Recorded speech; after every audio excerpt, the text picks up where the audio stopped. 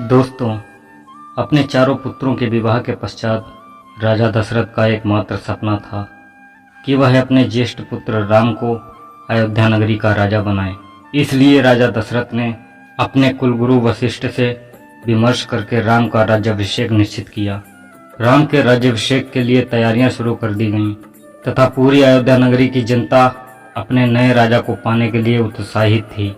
श्री राम हमेशा से ही अपनी प्रजा तथा अपने परिवारजन के प्यारे थे, लेकिन शायद नियति को कुछ और ही मंजूर था, जिस वजह से राम की सौतेली माता राजा दशरथ की दूसरी पत्नी महारानी कैकेयी की दासी मंथरा ने उनको उकसाया। मंथरा ने रानी कैकेयी के मन में यह भ्रम पैदा किया कि राजा दशरथ उनके पुत्र भरत को ननिहाल भेजकर श्री राम को राजा बनाने के प्रयत्न कर रहे हैं, और कहा कि राम की जगह अपने पुत्र भरत को अयोध्या का राजा बनाएं। तुम्हारे पास अभी भी समय है, तुम चाहो तो राम के स्थान पर अपने पुत्र भरत को अयोध्या का राजा बना सकती हो।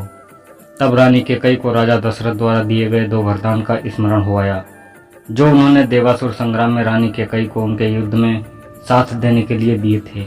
तब रानी कैकेयी ने राजा दशरथ को बोला कि वह समय आने पर अपने दोनों वरदान उनसे मांग लेगी।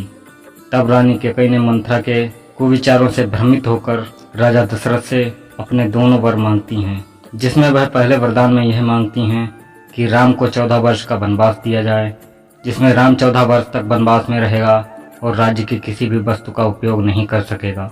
दूसरे वचन में रानी कैकेयी राजा दशरथ से अपने पुत्र भरत को अयोध्या का राजा बनाने की मांग करती हैं। रानी कैकेयी के यह दोनों वचन सुनकर राजा दशरथ को सदमा लगता है और वह बेजुबान हो जाते हैं। जब राजा दशरथ के इस स्थिति का पता श्री राम को चलता है, तब वह अपने पिता के पास जाकर उनकी इस दशा का कारण पूछते हैं। उस समय राजा दशरथ रानी कैकेयी के भवन में ही होते हैं। बहुत देर तक जब राजा दशरथ कुछ बोल नहीं पाते, तब रानी कैकेयी ही श्री राम को अपने दोनों वचनों के बारे में बताती है। रानी कैकेयी के दोनों वचन सुनकर श्री राम खुशी से उनके दोनों वचनों को स्वीकार करते हैं। अगले ही दिन जब राम के वनवास की खबर नगर में फैलती है, तो पूरे नगर में बगावत जैसे स्वर फूटने लगते हैं। सीता जी अपने पति श्री राम के साथ वनवास पर जाने का निश्चय करती हैं। जब लक्ष्मण जी को यह सूचना मिलती है, तो वह राजा दशरथ पर क्रोधित होते हैं, लेकिन श्री राम के समझाने पर वह शांत हो जाते हैं। लक्ष्मण अपने भ्राता राम से बहुत स्नेह करते थे, इसलिए वे भी श्री राम के साथ वनवास पर चले जाते हैं।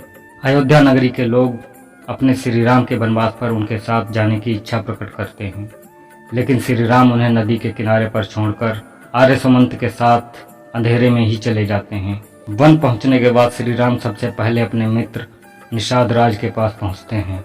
एक दिन उनके पास बिताकर वह लक्ष्मण और सीता के साथ 14 वर्षों के वनवास पर निकल जाते हैं।